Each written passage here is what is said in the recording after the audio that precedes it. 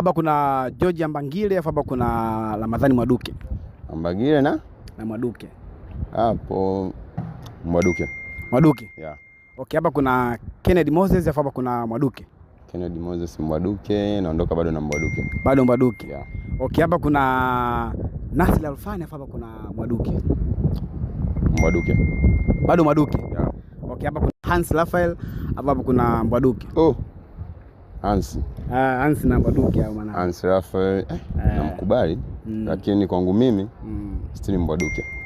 Still Mwaduke. Yeah. Hapa kuna Shafi Dauda, hapa kuna Mwaduke. Shafi Mwaduke, Mwaduke. Okay, hapa kuna Farhan Jeyala, hapa kuna Mwaduke mwanangu. Farhan ndio yule yuko crowds. Yeah. Farhan na Mwaduke. Mwaduke. Kwa nini Mwaduke mwanangu? Kwa nini Mwaduke?